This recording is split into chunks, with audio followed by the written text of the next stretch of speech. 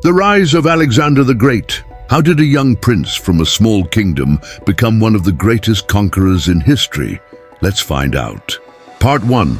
A prince is born. In the year 356 BC, a boy named Alexander was born in the kingdom of Macedon. His father was King Philip II, a powerful ruler and military leader. His mother was Olympias, a woman known for her strong personality and big ambitions for her son. From the moment Alexander was young, people noticed something different about him. He was smart, he was fearless, and he always wanted to prove himself. One famous story tells how a wild horse called Bucephalus could not be controlled by anyone. The horse kicked, jumped, and threw every rider off. But young Alexander noticed something others did not. The horse was afraid of its own shadow. So Alexander turned the horse toward the sun, calmed it down, and rode it successfully. His father was amazed. He reportedly said, "My son, find yourself a kingdom equal to your ambitions. Macedon is too small for you." At the time, nobody knew how true those words would become. Part 2. Learning from the best. Alexander did not grow up like an ordinary prince. His father hired one of the greatest thinkers in history to teach him. That man was Aristotle. For years, Alexander studied science, philosophy, politics, medicine, and literature. He learned about different cultures and ideas. He also developed a love for the stories of heroes like Achilles from the Trojan War. Alexander admired warriors who achieved greatness and earned glory that lasted forever. As he grew older, he dreamed of doing the same. But dreams alone would not make him famous. History was about to give him a chance. Part 3. A sudden change. In 336 BC, everything changed. King Philip II was assassinated. Alexander was only 20 years old. Suddenly, he became king. Many people thought the young ruler would be weak. Several cities and neighboring tribes quickly rebelled. They believed Macedon would fall apart. They were wrong. Alexander moved fast. He crushed rebellions before they could grow. One city, Thebes, resisted him. Alexander attacked and destroyed it. The message was clear. The new king was young, but he was not weak. Soon all of Greece was under his control. Now he could focus on something even bigger. Revenge against Persia. Part 4. Crossing into Asia. At that time, the Persian Empire was the largest empire on earth. It stretched across huge parts of Asia, the Middle East, and beyond.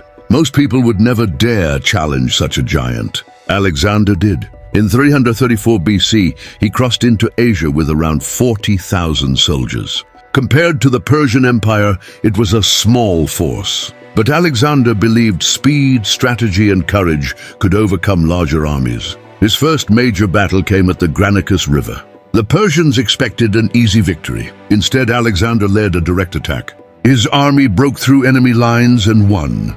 It was only the beginning. More victories followed. And with every battle, Alexander's reputation grew. People started to believe he was unstoppable. Part 5. Facing the Persian king. The greatest challenge came when Alexander faced the Persian king himself. His name was Darius III. The two armies met at the Battle of Issus. Darius had a much larger force, but numbers were not enough. Alexander used clever tactics and attacked where the Persians were weakest. The Persian army collapsed. Darius fled the battlefield. For many soldiers, seeing their king run was devastating. Alexander had defeated one of the most powerful rulers in the world. But he was not finished. Not even close. Part 6. The Road to Empire. After Issus, Alexander continued south. Many cities surrendered without a fight. Others resisted. One of the toughest was the city of Tyre. It sat on an island surrounded by water.